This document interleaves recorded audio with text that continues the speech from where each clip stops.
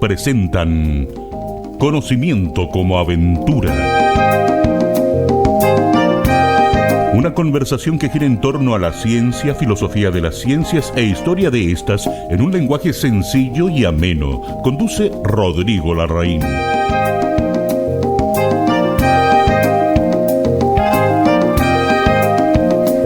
Muy buenas tardes, estimados auditores. Estamos una vez más en el programa Conocimiento como Aventura, en la radio de la Universidad Central los miércoles a las 14 horas. Nos acompaña hoy un extraordinario invitado que me ha sido muy recomendado, que tiene un gran talento pedagógico. Me refiero al profesor Alberto Mora Silva, a quien aprovechamos de dar la bienvenida. Muy buenas tardes, Alberto. Gracias por participar con nosotros en el programa. Bueno, buenas tardes y muchas gracias a ti, Rodrigo, por la invitación. Realmente es un gusto estar acá. Oye, Alberto, cuéntanos de ti. Cuéntanos de un poco lo que te parezca necesario transmitirle a los auditores acerca de tu persona. Te escuchamos atentamente. Ok. Bueno, yo soy profesor de enseñanza básica originalmente, y toda mi vida, porque ya son varios años, ya llevo un buen tiempo, mi tema ha sido educación. O sea, cómo trabajar, crear, digamos, con muchas ganas y pasión en el tema de educación. Y he podido trabajarlo de distintos ángulos, que yo creo que es lo que me gustaría que exploráramos aquí hoy día. ¿Sí? Uh-huh. ¿Tú estudiaste dónde educación? En el pedagógico. Bueno, que en ese momento ya era la Universidad Metropolitana de Ciencia de la Educación. ¿Y estudiaste enseñanza general básica? Sí, así es. ¿Cómo se llamaba en aquella época la carrera? ¿Siempre enseñanza general básica o no? Para cuando era estudiada era pedagogía en educación general básica, como tal. Ya. Sí.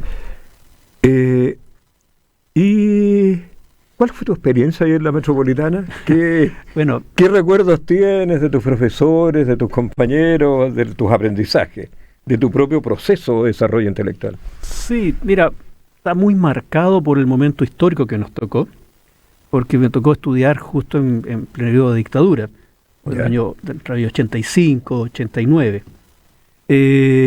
Por lo tanto, la tensión de esos tiempos estaba muy marcado y era muy parte del estudio. Además de eso, sí estaba el tema de la pasión, el interés por adentrarse en la ciencia de la educación. Entonces esa combinación entre ese contexto político que había, económico, junto con el estudio, da una mezcla bastante especial de ese tiempo. Con lo cual yo diría era como búsqueda por darle un sentido profundo a lo que yo estaba en ese tiempo estudiando, que era educación.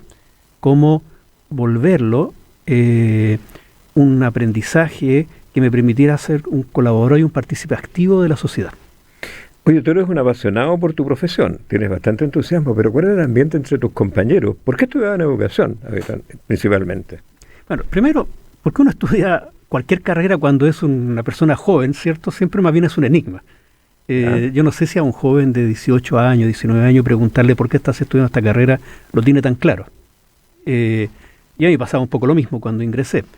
Sí tenía un interés marcado por el mundo del conocimiento, y yo creo que con mis compañeros yo lo que sentía en ese tiempo era que compartíamos bastante de esa pasión. Yo recuerdo que, siendo un periodo complejo, difícil, pero nos gustaba hablar de cómo nuestro quehacer en el futuro íbamos a tratar de hacerlo con sentido, con profundidad. O sea, compartíamos una pasión. Y con algunos profesores, sí, pero no sentíamos que con todos. ¿Hay alguno que te haya marcado, que te sientes, esta persona me abrió la cabeza para el tema? ¿Sabes que más que una persona, por lo menos a mí, me marcó mucho el área de didáctica de matemática, y de hecho es un área que me ha seguido apasionando. Y los profesores, las profesoras que tuve en esa área en ese tiempo, todas ellas, esa capacidad de llevar conceptos teóricos a formas muy prácticas y concretas, me marcó. Y de hecho creo que los he hecho todos estos años. Yo me he dedicado mucho al trabajo de investigación y desarrollo, de generar aprendizajes a través de la exploración y la experimentación. En tu época, ¿cómo se formaban los profesores? ¿Seguía existiendo un departamento de filosofía y un departamento de especialidad o ya estaba desgregado? Para básica, no, en general estaba bastante más, como intención al menos, de que fuese más integrado, además sobre todo en mi carrera, pedagogía básica, que uno estudia un poco de todo, ¿cierto? Claro, ¿y qué se aprendía, por ejemplo, en estos cursos no estrictamente profesionales? ¿Cómo cuáles dices tú? Supón tú, no es profesional de la pedagogía, para el desempeño me refiero a un curso de historia de la educación, un curso de sociología de la educación, un curso de orientación, no sé. Sí, no había mucho extra, estaban como los asignaturas y ramos como que esencialmente vinculaban en torno a la didáctica de matemática, didáctica del lenguaje, y algunos elementos extra en términos de psicología del desarrollo. Estaba más bien en esa, era el movimiento de la malla. Ah, claro, porque la metropolitana sacó de la malla en la sociología de la educación. Sí, yo creo, yo no lo tuve por lo menos, creo que me habría gustado tenerlo. Claro. Habría sido interesante. Sí, creo que nos hizo falta. ¿Sabes qué otra sensación que había muy fuerte como estudiante en ese momento? Nosotros salimos, y todos los años de la universidad lo hablábamos mucho con los compañeros, y egresamos con una gran duda si íbamos a ser capaces de tener las herramientas para un buen trabajo profesional. Queríamos hacerlo, pero decíamos, ¿sabremos de verdad? Bueno, yo creo que nos pasa a todos los que egresamos de la universidad los primeros años. Sí. Digamos, me faltó esto. Yo debería haber tenido un curso de todo otro. Sí. Porque en la realidad luego nos pasaba. Claro. Esto me faltó. Ojalá hubiera sabido esto.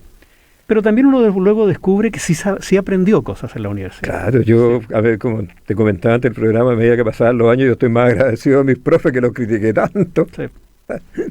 De hecho, el primer trabajo que yo tuve me sirvió tanto lo que me enseñó el que yo hallaba el peor profesor de la carrera. Fue una ironía de la vida. ¿Y tú estudiaste después qué? Aparte, luego de la pedagogía. Mira, a mí me pasó algo, cuando yo egresé, alcancé a trabajar en 2 colegios, y te voy a confesar algo, no me gustó nada. No me gustó nada ya el ejercicio mismo, el primer año de trabajo. Sentí que los colegios tenían una lógica lo que me tocó vivir, muy maltratadora hacia los niños, o poco dedicada a los niños. Yo, imagínate, salí con ganas de trabajar con niños, con jóvenes, de profundizar en conocimiento y en su desarrollo, y empecé a trabajar en los colegios y vi más bien una situación de desgano, de distancia, y en algunos incluso de maltrato. Y eso me provocó como una inquietud muy grande por decir, aquí tengo 2 caminos, o dejo esto, o busco una manera distinta de enfrentar la educación. Y me puse a buscar si habían otras formas de enseñanza, y me encontré con una en particular, que fue con Montessori. Me fui a un colegio en el sur de Chile, en ese tiempo trabajaba con esta metodología, me pareció muy interesante, y vi que habían centros de estudio, en Chile no había nada de eso en ese momento, pero habían vinculado a Estados Unidos, y que había un curso que se daba en México. Así que postulé, hice una cosa rara, hice como una investigación con mis ideas sobre educación. Imagínate la patudez. Bueno, pero... O sea, solo la frescura de la juventud, ¿cierto? Y escribí y mandé esta pseudo investigación o problematización, y algún interés generó, y me ofrecieron una beca. Así que me fui a México a estudiar esta metodología. ¿Y dónde fue eso? ¿En qué parte? Eso se llama el Centro Educativo del Norte, era en Chihuahua, México. Ya. Y te confieso que fue espectacular, porque validando mucho de lo que ya había estudiado, pero esto fue como mover la cabeza. Mi sensación cuando empecé a estudiarlo fue un giro como mental muy grande. Y encontré alguna respuesta a esta inquietud que tenía sobre de no estar tan conforme con lo que vi en los colegios. ¿Y allí estudiaste el sistema de Montessori? Sí, ahí me especialicé, estuve más de un año trabajando con ellos, estudiando con ellos. Eso ha sido un camino. Otro camino, bueno, ya después, varios años después, también por otra inquietud, estudié otras cosas, me especialicé en desarrollo cognitivo, como también en esta búsqueda de comprender mejor y sobre todo de buscar herramientas que luego aplicar en el quehacer cotidiano. ¿Sí? Y esas han sido como las áreas fuertes, además otras cosas también que he hecho y que he estudiado. ¿Cómo cuáles? Las otras son nuestras. ¿Sabes qué? Hice un tiempo, estudié, pero era con perspectiva a educación. ¿Ya? Tomé unos cursos de terapia gestáltica. Mira. Sí, pero que no me interesaba la terapia, la verdad. Me interesaba buscar herramientas para llevarlos al trabajo educativo en un momento que tienen una inquietud con qué pasaba con las dinámicas de convivencia, con los conflictos, con ese otro mundo que era el mundo emocional, que ahora se habla con más fuerza de la necesidad del trabajo de educación emocional, pero hace algunos años no estaba tan presente. Entonces, lo que yo creo que he tenido siempre es una inquietud muy grande por buscar herramientas que pueden estar dentro del mundo educativo o fuera de él, pero herramientas que yo pueda así llevar luego para enriquecer como un quehacer pedagógico. ¿Y tú fuiste adoptando algún enfoque en particular? ¿Te podrías definir como, no sé, montessoriano, una cosa así? Creo que sí, estoy bastante impregnado de eso, pero yo diría que más bien es como de un aprendizaje activo. O sea, muy marcado por el Montessori, porque además trabajé como tal y en colegios y sigo muy cerca de ese mundo. Pero también actualmente todo lo que lleve a un quehacer donde los alumnos sean fuertemente los protagonistas, los que construyen, es algo que siempre me provoca curiosidad. Soy como una polilla en la luz, hacia la luz, cuando veo algo que puede convertirse en un dinamizador de los aprendizajes. Oye, ¿y la pedagogía montessoriana qué tiene que ver en la actualidad con María Montessori? O sea, ¿O está bastante distanciada de ella? No, o sea que depende. Hay colegios que toman esta metodología tal cual la diseñó ella. Y esos son algunos colegios Montessori como tal. Que en Chile hay varios, sobre todo a nivel de educación parvularia, jardines Montessori, que yo diría que son a la pata de la letra del diseño de María Montessori, lo cumplen, y colegios hay varios también, y son muy fieles a su... Porque ella es una psiquiatra. Y era una médico psiquiatra, sí. Claro. Sí, ella es un personaje muy interesante. De hecho, es la primera mujer médico en Italia. Ella es rebeldía pura, pero con estructura. O sea, ella utiliza todo su desarrollo científico para ponerlo al servicio también de la pedagogía. Entonces, es un personaje bien interesante de observar. Bueno, yo leí una biografía de ella que la deja muy mal, pero bueno. Sí, tiene sus temas. Está con el Duce, por ejemplo, ahí que está en una biografía. Sí, pero son personajes que tienen su complejidad. Claro, le tocó la época también. Una época muy especial. Claro, porque ella se exilió. Pero se exilió en algún momento ya sintiendo que, por lo menos pareciera que en su incomodidad y rechazo hacia el régimen de Mussolini. Y se exilia y sigue buscando crear otros caminos bastante distintos a ese. Se aleja bastante de ese mundo.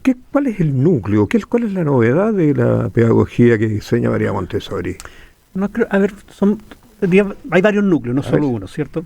Pero, hay una prioridad, una preponderancia y un hacer muy fuerte hacia generar en los chicos, los niños, las niñas, los jóvenes, un desarrollo de su autonomía. O sea, de verdad es trabajar en una ejercitación desde muy pequeño hasta grande, en que ellos logren ser seres muy autónomos, muy completos, muy íntegros y muy autónomos. ¿Ya? Eso se lo pueden plantear hay varias propuestas que se lo plantean, pero ella tiene además una metodología, una mecánica para lograrlo. O sea, te digo ejemplos súper simples, que a mí me encantan. Si tú vas a un jardín Montessori, por ejemplo, el niño estable, niño pequeño, 4 años, deberías observar que, por ejemplo, los niños tienen ejercicios de autonomía en que a todos les toca alguna vez en la semana prepararles la colación a los compañeros. Y esa preparación, por ejemplo, los chicos tienen que picar fruta, te hablo de algo súper doméstico, y para eso tienen un cuchillo ahí. Y ellos lo tienen que manipular, tienen que aprender a hacerlo, tienen que aprender a preparar eso, aprender a compartir con sus compañeros. Y un ejercicio que es un doméstico, pero que es muy significativo. Por ejemplo, cuando los niños de un jardín, los niños tienen un jarrón para servirse agua o servirle a otro, y ese jarrón, metodológicamente, se cuida que sí sea de vidrio, no de plástico. ¿Cuál es la forma que un niño va a aprender a ser cuidadoso? Siendo expuesto, haciéndolo. Yo que fui scout, aprender haciendo. Haciendo, y en un haciendo real, ¿cierto? Si es de plástico no voy a ser tan cuidadoso. Eso estoy dando un ejemplo súper simple, pero en el fondo hay una cotidianidad que busca exponer, desafiar a los niños y a los jóvenes. Yo diría en eso hay una cercanía con el mundo scout, ¿cierto? Hay un hacer real. Claro. Oye, pero eso es confiar en los niños a pesar de ser niños, porque la confianza en los niños es muy rara. Yo diría que es confiar en los... ¿Sabes qué? Yo creo que María Montessori estaría muy de acuerdo con tu frase. Es confiar en los niños solo que porque son niños. Porque son niños y son capaces, y son muy, muy capaces, es que confío en ellos. Y no les quito espacio de desafío, que va muy en la línea actual de crianza.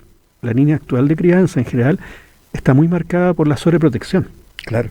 Los padres, y ojo, no lo digo desde el juicio, desde el enjuiciamiento, sino desde una situación que nos ha superado a todos, pero hay mucha crianza sustentada en el miedo y en la sobreprotección, y por lo tanto no desarrolla necesariamente en los niños, en los jóvenes, esto de sentirme que yo soy capaz, de que yo puedo.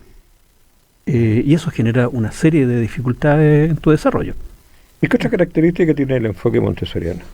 Bueno, la autonomía, que va vinculada entonces a la libertad, que va en esta lógica de la confianza, porque te voy a ir dando libertad para que tú elijas, y voy a tener desde siempre, desde muy pequeño hasta más grande, mucha ejercitación en la libertad para que tú tomes decisiones. En un salón Montessori clásico, los niños tienen que escoger en qué van a trabajar. Si son pequeños, escogerán de lo que hay 3, 4 trabajos para el día. Si son más grandes, tienen que escoger dentro de su currículum general, por dónde empiezan, qué continúan, qué proyectos. Yo diría la libertad y la ejercitación de la libertad y acompañado de una maduración hacia la libertad es uno de los elementos importantes. Y otro es que se busca que el aprendizaje esté sustentado más en el hacer, más en el hacer, en la experiencia, en el construir, y en el escuchar solamente. En un ambiente muy socializado y cooperativo, pero que el aprendizaje se sustente en el hacer. ¿Este aprendizaje montessoriano dónde ha sido más exitoso? ¿En el jardín infantil, en la educación básica, en la media? Notoriamente, si lo comparo, sobre todo en Chile, notoriamente a nivel de jardín infantil, de educación parvularia, marca mucho porque en general yo diría que el estilo más clásico para esa edad es muy sobreprotector. Entonces ahí hay una diferencia importante. En básica también, pero lo que destaca más que nada es el de párvulo, porque nosotros además por cultura somos bastante sobreprotectores. Sí. Entonces un espacio donde los niños tienen desde muy pequeño mucha autonomía, mucho desafío, mucho diálogo, destaca.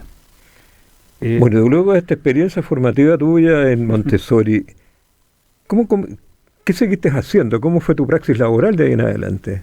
Bueno, de ahí ¿qué pasó con tu vida laboral? Volví a Chile, trabajé en colegios Montessori, lo disfruté mucho y aprendí un montón.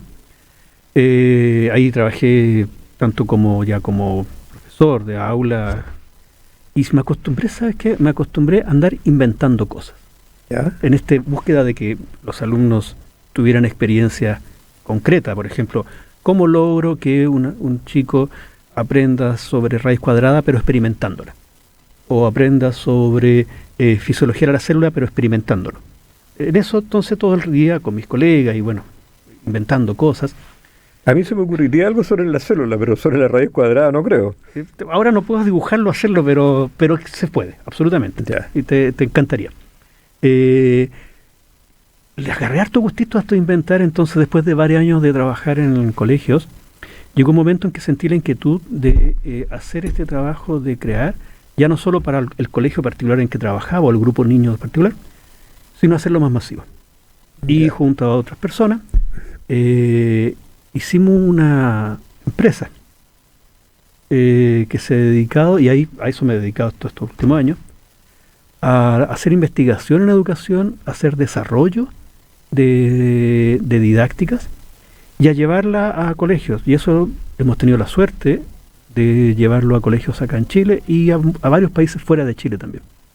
Y eso significa ya todo un proceso de creación, crear proyectos para colegios o para gobiernos, en verdad, y de ver cómo uno puede crear algo y que se puede convertir en algo que se implementa a un nivel más masivo y que impacta. Cuando dices crear, ¿te refieres a recursos educativos, material didáctico, proyectos, seminarios, cursos? Todo eso. Sí, porque la verdad es que cuando yo quiero ya ayudar a que una institución educativa o un conjunto de instituciones enriquezcan su práctica, hemos partido por elementos didácticos, así, materiales, que al principio eran concretos y poco a poco los fuimos combinando como concreto con digital, incorporando nuevas tecnologías. Pero luego también los colegios van necesitando que eso sea acompañado, haya formación hacia los profesores, porque uno empieza a remover toda la estructura. Claro. Y uno no puede solo entregar un material y decir, bueno, ahora está bonito y que te resulte. Intenten ocuparlo. Claro, pero, sino sí. que hay que hacer todo un proceso Claro. también de formación y de acompañamiento y de asesoría. Entonces hemos ido cubriendo esas distintas capas y al final se terminan transformando en programas. Te quiero hacer una pregunta de tu experiencia internacional, pero quiero hacerte algo que yo creo que es bien importante. ¿Cómo es la formación de los profesores? Yo trabajé en la OEI, conozco varias investigaciones, trabajé en 2, y la experiencia no es buena. ¿En qué sentido dices tú? ¿Qué no saben? Mm, Hicimos una investigación de los profesores de matemáticas, titulados profesores de matemáticas. Eran incapaces de hacer un curso para poner al día las materias de otros profesores. Les pedimos que inventaran un curso para preparar a profesores de matemáticas. Todos estuvieron de acuerdo en los 2 primeros capítulos. Los otros 3 siguientes había una dispersión bastante curiosa. Yo te diría que la formación de profesores, y aquí el cuestionamiento mayor va hacia los centros de formación. No es que los profesores no tengan formación. Además, los profesores, si tú te fijas, en general son bastante busquillas de aprendizaje. O sea, los profesores... Sí, porque el profesor siempre está capacitándose. Siempre está buscando Sí, más conocimiento, más herramientas. Pero hay un problema con la formación en general, tiende mucho a dar grandes conceptos, líneas de trabajo, pero en nuestro espacio es muy bajo en entrega de herramientas concretas. ¿Cómo hacerlo? Generalmente hay como el profesor como que recibe, por ejemplo, aprendizaje basado en proyectos. ¿Ya? Metodología de aprendizaje, por decir una que ha estado fuerte en los últimos años. Van a cursos, se te entregan las estructuras, los idearios, los criterios, sus principios. Pero luego, cuando yo voy al aula y tengo que aplicarla, en el cómo concreto, quedo solo teniendo que diseñarlo. Y sigo enseñando lo anterior. Y sigo, entonces, como es muy difícil, tiendo a replicar lo que ya sé hacer, ¿cierto? Esa bajada a la forma concreta, al paso 1, paso 2, paso 3, y además con las variables posibles, bajo esta circunstancia, con este tipo de alumnos. Piensa que en los últimos años, post pandemia, todo el modelo educativo ha cambiado mucho. Los estudiantes han cambiado. Y lo que me funcionaba antes, hoy no me está funcionando. Entonces, necesito colaboración, ayuda en herramientas muy concretas de cómo hacerlo. Y esa parte, el profesor generalmente queda bastante solo. Y ahí yo diría que yo creo que mis colegas en general se esfuerzan mucho en buscar las maneras, los cómo, pero hay una falta de acompañamiento y de herramientas para eso. De hecho, es lo que a mí me ha interesado y es lo que he tratado de colaborar. Bueno, ¿cómo ha sido tu experiencia internacional? Porque tú me dijiste que esto había tenido... O sea, primero... posibilidades de aplicación, se aplicó, Sí. funcionó. O sea, hemos inventado muchas cosas. Primero. O sea, mucho... Cuéntanos un poco ahí, para hemos- apreciar la creatividad pedagógica del chileno. Sí, mira, hemos trabajado, por ejemplo, en temas de crear formatos, laboratorios concretos de matemática. O sea, existen los laboratorios de ciencia, ¿cierto? Los de idioma a veces, pero ya un laboratorio de matemática, un laboratorio de lenguaje, o sea, que son conjuntos de experiencias con las cuales provocar aprendizaje. Eso es algo que hemos hecho. Y esto lo hemos trabajado ya en México, con colegios en México. República Dominicana, Puerto Rico, Perú, Colombia. Tuvimos una experiencia en Brasil, pero esa fue chiquita. Eso ha sido como llevar nuestros productos directamente para poder trabajar en otros espacios escolares, con todo lo que hablábamos de, además con el trabajo como de formación y asesoría para la implementación. Y ha sido espectacular. Primero simplemente por curiosidad, o sea, ir a trabajar a otros espacios escolares, en otras culturas, ya es una posibilidad muy, digamos, nutritiva, ¿cierto? Sobre todo para alguien que es tan copuchento como yo lo soy. O sea, mi curiosidad ahí se enriquece mucho. Luego nos ha permitido también aprender más, porque uno aprende de otros espacios, de sus problemáticas, y ver que hay una base, al menos en el mundo latinoamericano, que es muy similar. Las problemáticas de aprendizaje no son tan distintas. Y eso ha sido enriquecedor. También hemos tenido otra área, que ha sido la de trabajar, ya no directamente para escuelas, sino para, esto es llamativo, para empresas, ¿ya?, que desarrollan tecnologías. Por ejemplo, en un tiempo, ¿te acuerdas? No sé si estuvo muy de moda las pizarras interactivas. Sí, claro. ¿Sí? Y esto nosotros trabajamos para empresas de otros países desarrollando actividades que se pudieran aplicar en las pizarras interactivas. Porque nuevamente estaba el problema de que al profesor le llegaba una pizarra interactiva y él tenía que ver cómo le daba uso pedagógico. Y eso no era tan sencillo. Entonces nosotros dijimos, bueno, creemos actividades que los profesores puedan tomar y utilizar. Y que este trabajo, mira, siempre hemos usado un símil.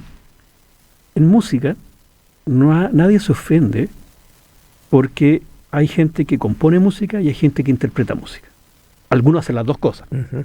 Pero si yo soy un muy buen intérprete, no tengo problema en ir a buscar buenas composiciones. Correcto. ¿Cierto? En educación, como que se espera, y yo creo que es muy injusto, que todo profesor sea compositor y sea intérprete. Claro. ¿Entiendes? Y la verdad, a veces no da, ni porque están en mí, ni por el tiempo, ni por los conocimientos, porque componer requiere herramientas muy específicas. Por ejemplo, yo que llevo mucho tiempo haciendo composición para la educación, requiere conocimientos de diseño, a veces de programación, diseño digital, otras herramientas para incorporarla en el crear buenos recursos. No puedo esperar que el profesor haga todo eso. Entonces, para nosotros, poder como llevar elementos ya construidos, esa es la forma de ayudar al profesor. Y eso es lo que hemos hecho también acá en Chile y en otros países. Entonces, con algunas empresas extranjeras nos han pedido que nosotros, en el fondo, compongamos piezas pedagógicas que nos han dicho, mira, esto es para pizarra interactiva. Entonces, creamos recursos pedagógicos para usar así. O para usarlo específicamente en notebook o no sé qué. Y así hemos trabajado para varias empresas inglesas, unas empresas israelíes que desarrollan tecnología de sensores. ¿Y eso se puede hacer, por ejemplo, para las plataformas, cuando uno hacía clase con plataformas? Sí, absolutamente. Absolutamente. Cuando tú tienes una plataforma y quieres que hayan ahí, bueno, hay gente que lo hace, que diseña cursos, ¿cierto? Se diseña los cursos y se colocan en plataforma. A nosotros nos interesa, a mí me interesa mucho, cómo lo transformo en experiencia altamente significativa y memorable para el estudiante. Y por eso en general voy a tender a crear elementos que hagan que los chicos, si va a ser algo digital en la plataforma venga con experiencias que también tengan que hacer, que manipular, que crear. Que no solo sea observar, sino que les permita manipular también el concepto, porque es lo que de verdad genera aprendizaje.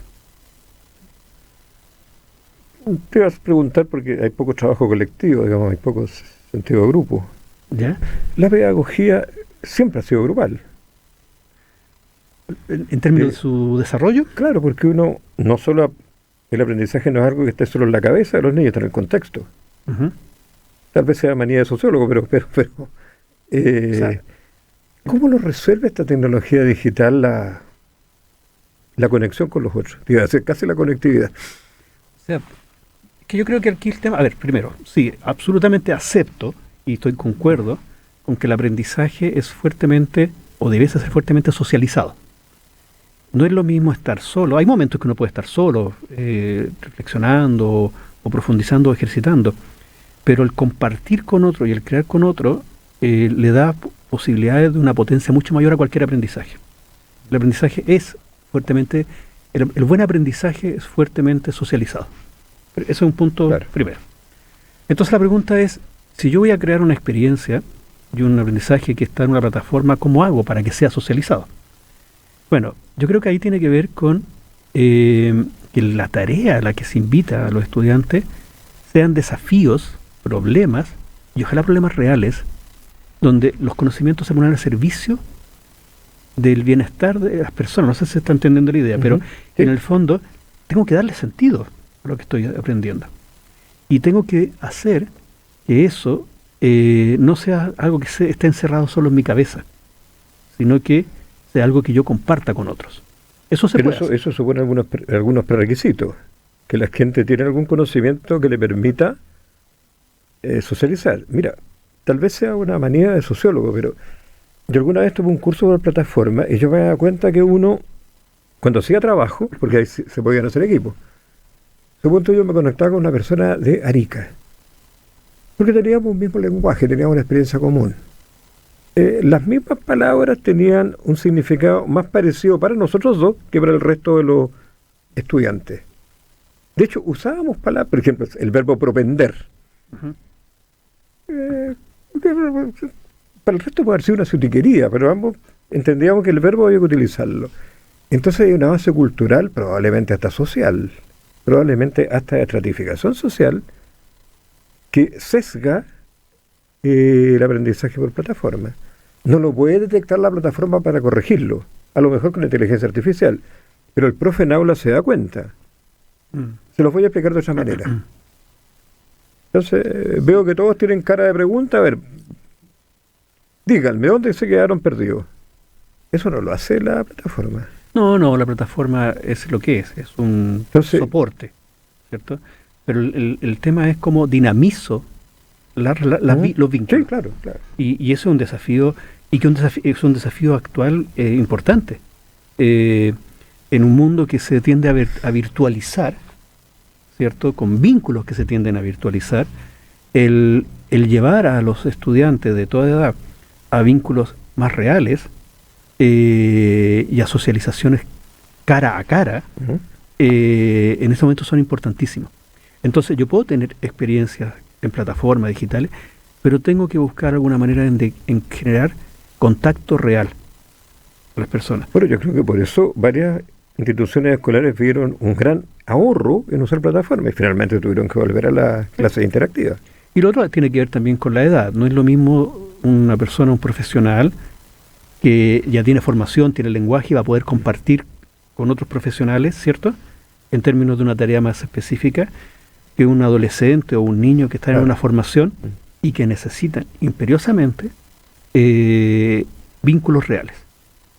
O sea, hay temas actuales, un poco otro tema, ¿cierto?, pero el tema de la formación de los niños y los jóvenes actuales que están viviendo en un mundo tan virtualizado, ellos, por ejemplo, en ese mundo virtual no logran aprender a relacionarse con otros de forma correcta. Bueno, porque se acabó el amor romántico.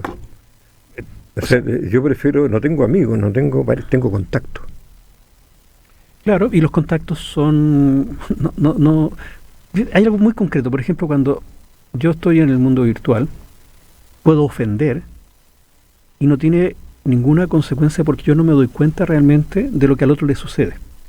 Si yo estoy aquí ahora frente a ti y te ofendo, yo voy a ver cómo tu cara se descompone, cómo tus ojos pueden llegar a lagrimear, y eso me impacta. Pero en el mundo virtual yo no veo eso, y por lo tanto no vivo ese impacto y no me veo obligado a modificar y a moldear mi conducta.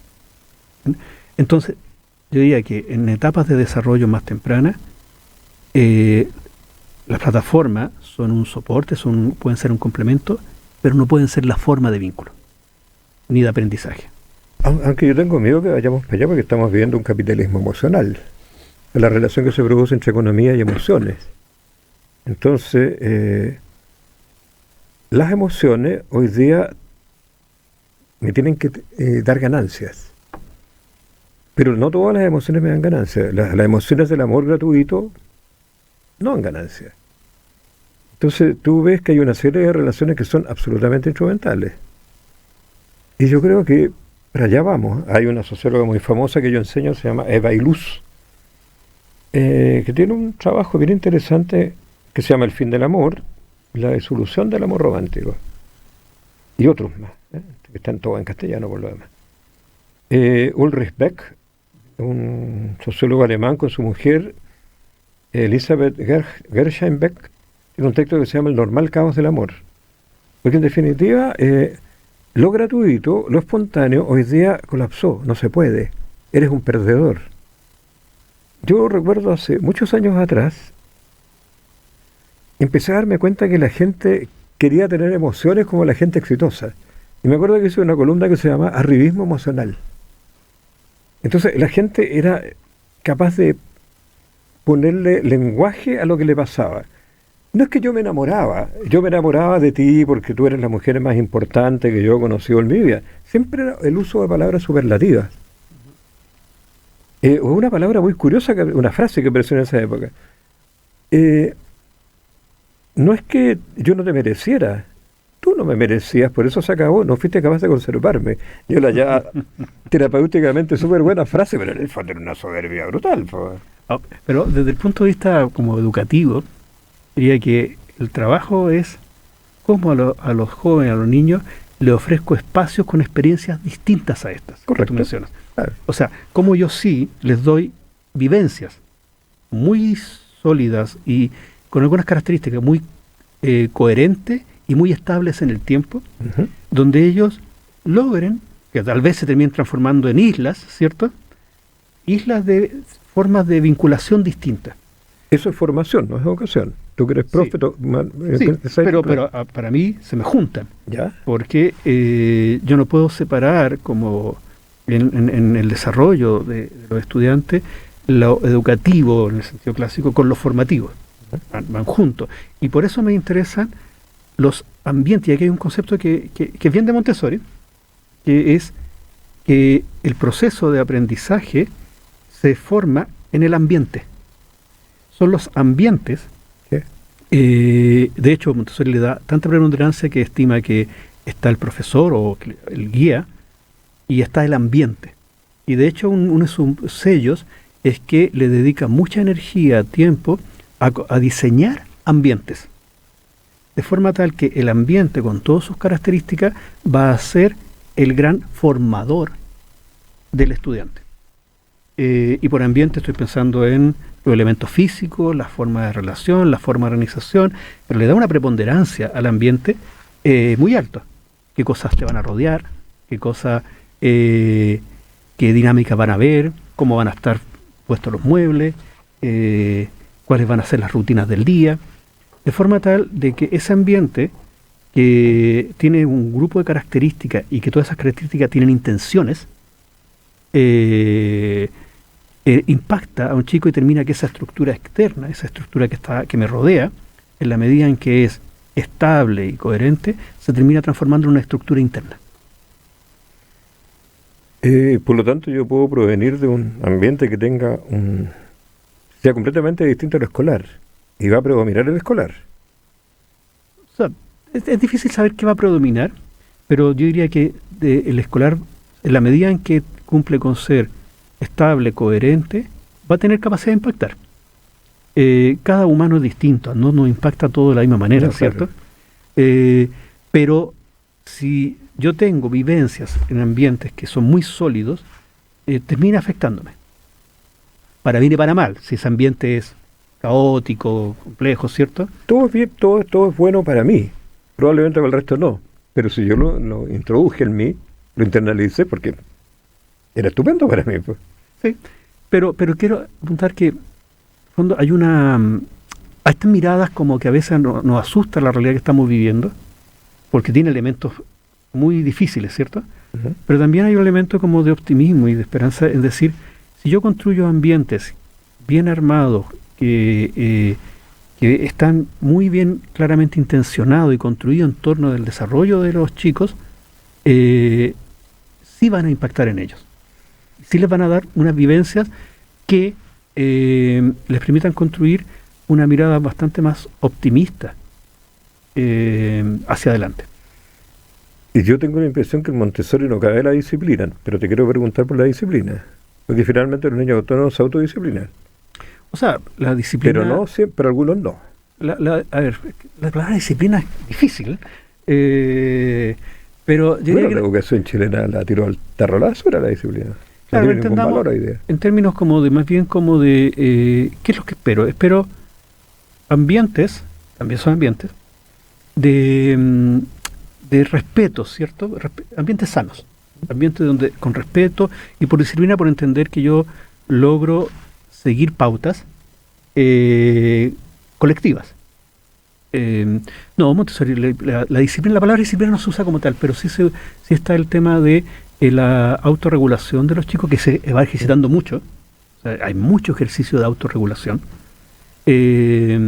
para que ellos vayan construyendo una convivencia sana, positiva y muy, muy respetuosa. Entonces, yo diría que a la palabra disciplina no le acomoda, tal vez por que genera como otros fantasmas, pero sí hay un trabajo muy fuerte hacia que cada una de las personas que participa de un espacio escolar respete, valore y cuide a sí mismo y a todos los demás. Pero eso implica tener a priori una especie de set de valores donde eso es valioso, aunque, y no voy a decir, valga la redundancia, porque no tengo otra palabra, o sea, si yo me socialicé en un ambiente en que no hay respeto o hay indiferencia, yo siempre digo, esta universidad dice que es laica, yo creo que es indiferente. Es una manera de entenderlo. Entonces, probablemente el niño se autorregule de acuerdo a su propia socialización, donde adquirió valores de muy chico. Entonces, a la primera de cambio, el niño deja la grande. Ahí tenés todo el problema del INVA. Eso se llama anomia. Entonces, si tú no... Las pautas con que yo me autorregulo, si no están explícitas, no tengo ninguna noción, por lo tanto estoy en la anomia, no cumplo ninguna. No, pero en un ambiente educativo hay normas y están, y deben ser explícitas. O sea, y deben serlo. Y no le pegue a los profesores como le colega tuyo. O sea, la verdad no es lo que manda al hospital. no le pega a los profesores, no le golpea a nadie. Hay un respeto profundo por los otros.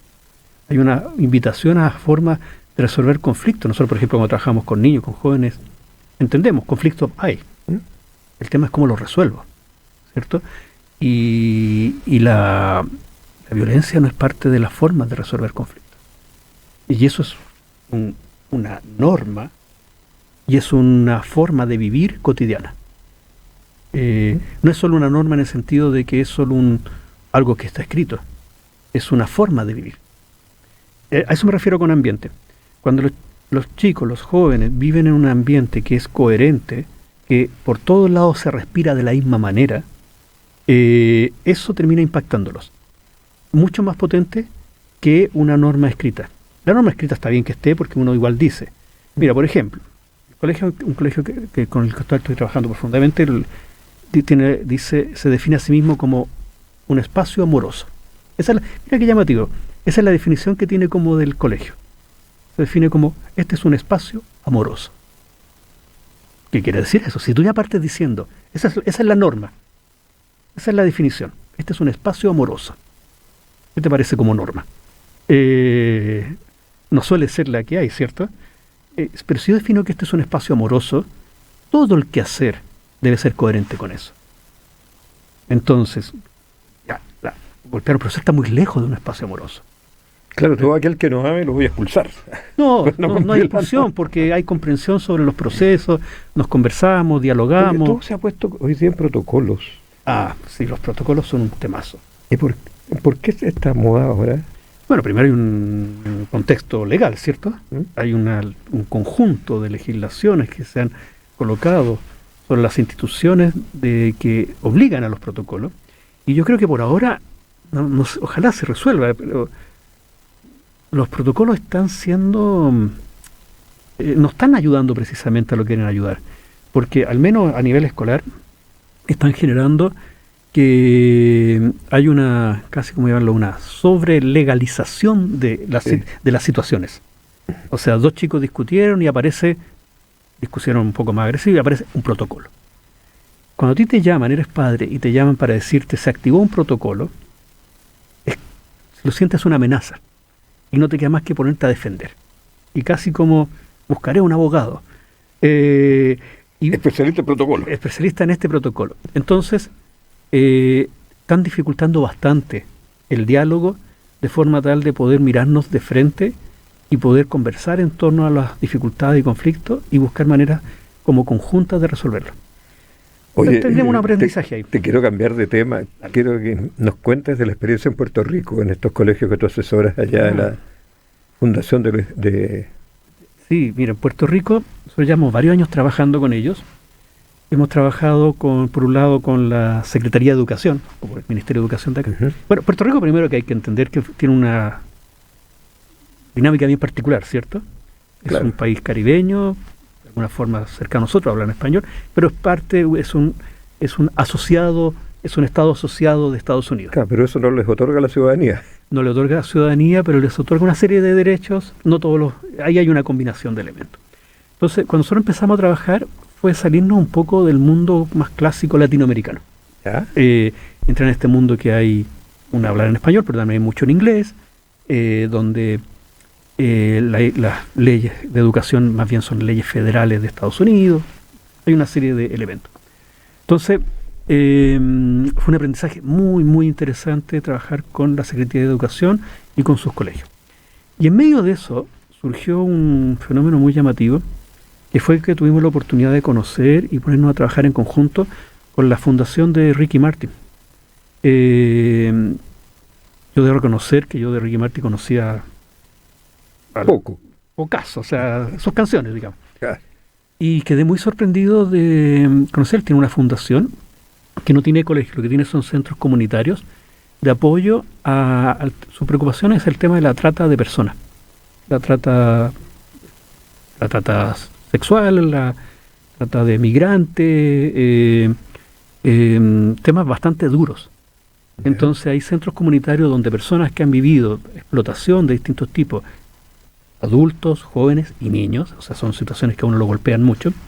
Estos centros comunitarios funcionan para ayudar, colaborar y educar. Y nosotros hicimos un trabajo con ellos en un ámbito específico, que era en el ámbito de educación emocional. Hemos trabajado programas nosotros y tenemos productos, recursos didácticos para el trabajo de educación emocional, y lo trabajamos en conjunto con la Fundación Ricky Martin en centros comunitarios en Puerto Rico. Y la experiencia fue sumamente interesante. O sea, primero porque esto no era ya algo netamente escolar, era un centro comunitario con gente de distintas edades, y con una fundación muy, muy bien estructurada y con muy buen trabajo.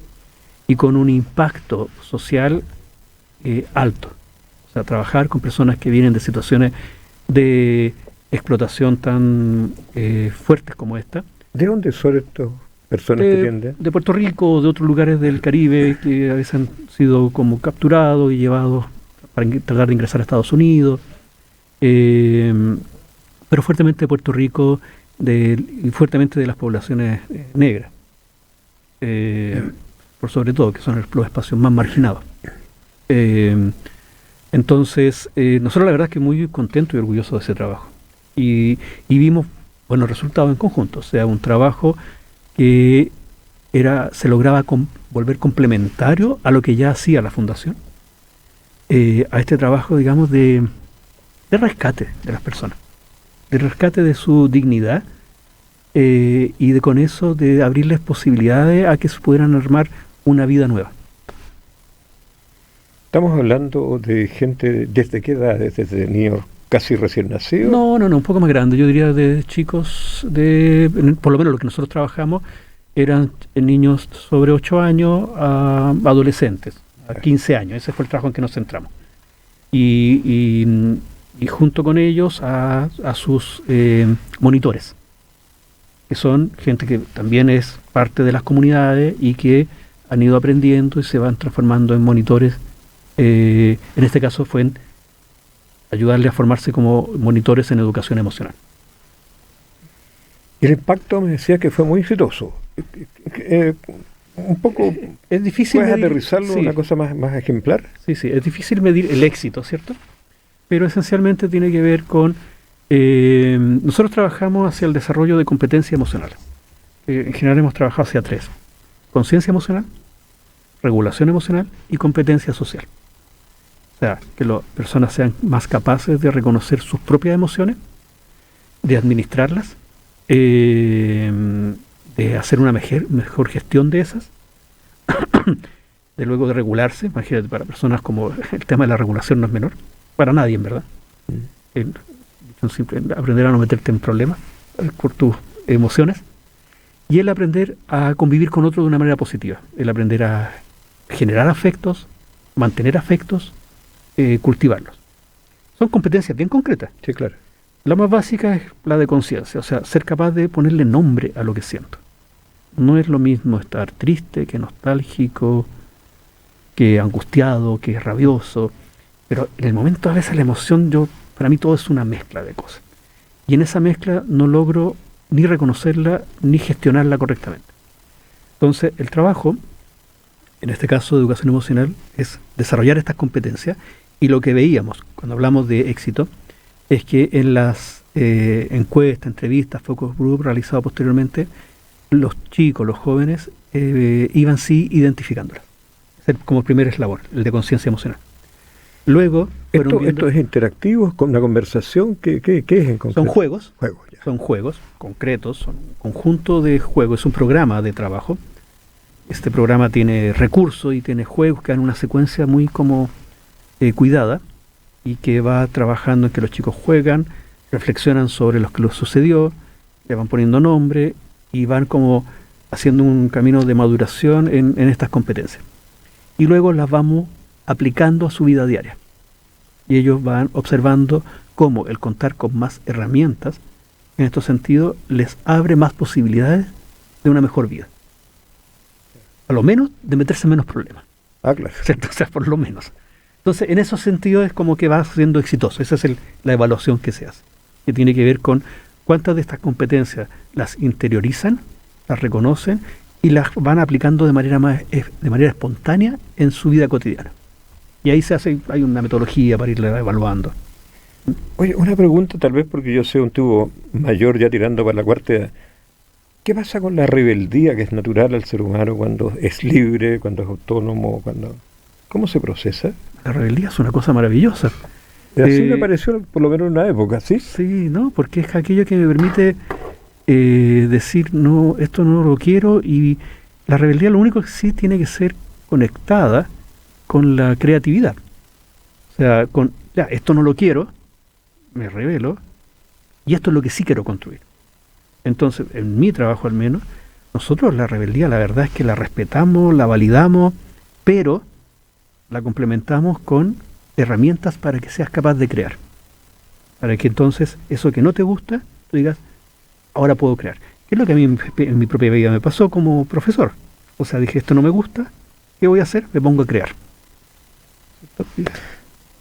Pero para que haya creatividad tiene que haber un ambiente creativo génico. Si no, sí, la creatividad individual, solitaria... En algunos casos se puede dar, pero la verdad siempre tiene ambientes que lo estimulan, ¿cierto? Y que le dan forma, que no sea solo creatividad en el sentido de fantasear con algo distinto, sino con tener herramientas que me permitan darle formas reales a lo que estoy soñando o deseando. Es muy frustrante decir, quiero algo distinto, pero no puedo concretarlo. Claro, por supuesto. Es muy frustrante. Y yo creo que uno de los puntos que nosotros hemos tratado de trabajar con niños, con jóvenes, es sí, tú puedes crear, y métodos para que tú puedas crear. Oye, una cosa que yo creo que tengo el imperativo de preguntártela, ¿esto es aplicable a la vida universitaria? Yo creo que sí, Sí, absolutamente creo que sí. De hecho, te voy a decir que otras cosas, nosotros actualmente estamos desarrollando proyectos que ya no tienen que ver solo con el mundo escolar, sino con mundo, por ejemplo, el mundo del trabajo. Ah, claro, sí, me comentaste. Sí, Sí, o del trabajo real, personas con baja calificación, algunos elementos que necesitan incorporar nuevas tecnologías, y ahí se requiere imperiosamente didáctica para eso, y para la universidad absolutamente. O sea, yo creo que la universidad a rato tiene la posibilidad de generar aprendizajes mucho más profundos y experienciales, y también donde uno genere más ambientes con dinámicas más coherentes con los objetivos de desarrollo que yo tengo. Oye, Alberto, te quiero agradecer que nos hayas acompañado en esta tarde. Me he implicado harto en la conversa, como te habrás dado cuenta. Yo creo que también nuestros radioyentes te han implicado mucho, porque probablemente nos escuchan varios pedagogos. Este programa lo escuchan mayoritariamente mujeres, así que algunas colegas tuyas estarán bien entusiasmados frente a tus planteamientos. Bueno, pero a otros les parecerá una nueva dimensión de Ricky Martin, a otros les parecerá que es curioso que un profesor de educación básica sea exitoso, una persona que tal vez no sea la mejor palabra, pero es como popularizado lo de Montessori, que te sirvió de inspiración. Así que te agradezco mucho. No, yo agradezco la oportunidad, y si genera alguna inquietud, fantástico. Oye, y a ustedes, estimados Radio Escucha, nos encontramos el próximo miércoles en un programa tan interesante como este. Muy buenas tardes. Radio Universidad Central y Radio.ucentral.cl presentó Conocimiento como aventura. Una conversación que gira en torno a la ciencia, filosofía de las ciencias e historia de estas en un lenguaje sencillo y ameno. Hasta la próxima semana.